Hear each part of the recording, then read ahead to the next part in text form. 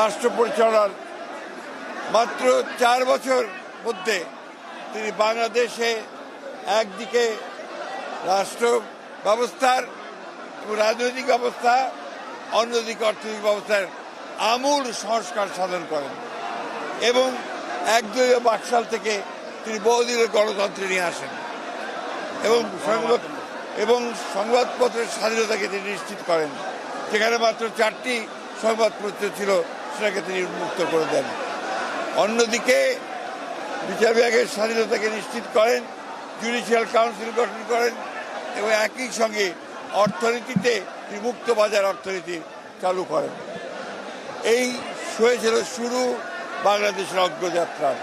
বাংলাদেশকে একটি সমৃদ্ধ, সুখী, গণতান্ত্রিক রাষ্ট্র হিসেবে নির্মাণ করার জন্য শহীদ জিয়াউর রহমান যে ভিত্তি স্থাপন করেছিলেন, সেই ভিত্তি পরবর্তীকালে বাংলাদেশকে সামনের দিকে এগিয়ে নিয়ে যায়। আজকে যে গার্মেন্টস আমরা ফ্যাক্টরি থেকে আরএনজি সেক্টর থেকে যে অর্থ আমরা আয় করি, একই সঙ্গে বিদেশে আমাদের শ্রমিক ভাইয়েরা কাজ করে যে রেমিটেন্স নিয়ে আসে, তারও ভিত্তি করেছিলেন শহীদ জিয়াউর রহমান।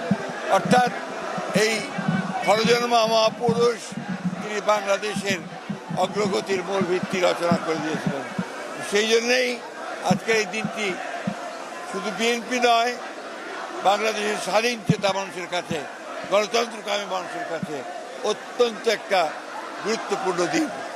তা আজকে যখন বাংলাদেশে বিভিন্ন রকম এই গণঅভ্যুত্থানের পরে যখন বিভিন্ন রকমভাবে একটা প্রচেষ্টা চক্রান্ত চলছে যে গণতন্ত্রকে আবার ধ্বংস করার জন্য, সেই মুহূর্তে এই 7ই নভেম্বর বিপ্লব ও সংহতি দিবস আমাদেরকে সেই পথেই যেতে পারে, যে পথে সত্যিকার অর্থেই আমরা বাংলাদেশে গণতান্ত্রিক রাষ্ট্র নির্মাণ করতে পারবো, একটা সমৃদ্ধ রাষ্ট্র নির্মাণ করতে পারবো, জনগণের ভোটের অধিকারকে নিশ্চিত করতে পারবো, বিচারের অধিকারকে নিশ্চিত করতে পারবো। সেই লক্ষ্যেই বাংলাদেশ এগিয়ে যাবে, বিএনপি এগিয়ে যাবে, আমরা সেই লক্ষ্যেই কাজ করে যাচ্ছি।